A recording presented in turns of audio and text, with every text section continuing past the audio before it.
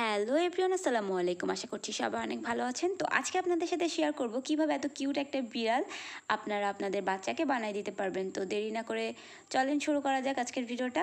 যাই হোক, প্রথমে একটা A4 সাইজের সাদা কাগজ নিয়ে নিয়েছি। তারপরে হচ্ছে সুন্দর করে এই যে দেখতে পাচ্ছেন যে বিড়ালটা রাখা আছে ঠিক এর মতো করে একটা সুন্দর একটা বিড়াল এঁকে নিতে হবে। তো আপনারা চাইলে এর থেকে সুন্দর যদি বিড়াল আঁকতে পারেন তো অবশ্যই আপনারা সুন্দর করে একটা বিড়াল এঁকে নেবেন, কোনো ব্যাপার না।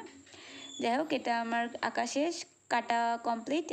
এই বিড়ালের সাইজ করে আর একটা কিন্তু কেটে নিতে হবে, কিন্তু সেটার সাথে এক্সট্রা লেস থাকতে হবে।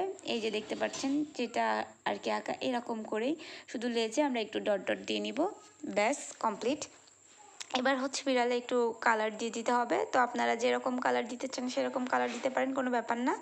তো এখানে যে কালারটা দেওয়া হয়েছে এটা অনেক কিউট লাগতেছে এই কালারের কারণে, আপনারা চাইলে অন্য কালারও দিতে পারেন, কোনো সমস্যা হবে না।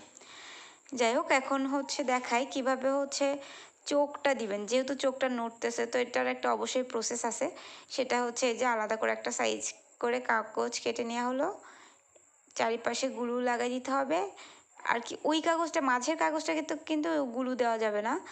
তো ওভাবে আটকায় নেওয়ার পরে এই যে চোখ আঁকানো হলো। এবার সুন্দর করে পাটা এঁকে নিতে হবে, পাতেও কালার করে নিতে হবে। পায়ে কালার, দুই পাতে কালার করা হয়ে গেলে গ্লুর সাহায্যে আঠা দিয়ে ওই যে ওই বিড়ালটাতে যেমন দেখতে পারছেন ঠিক সেম প্রসেসে এই পা দুটো এখানে আঠার সাহায্যে লাগাই নিতে হবে। এবারে হচ্ছে আমরা হাতটাও কমপ্লিট করে ফেলবো। তো হাতটাও আঁকানো হয়ে গেলে কেটে নিয়ে এখানে সুন্দর করে আর্ট করে নিব। হাতটাও সেম প্রসেসে আঠা দিয়ে উপরে লাগাই দিতে হবে। এই সুন্দর একটা কিন্তু কিউট বিড়াল দেখা যাচ্ছে।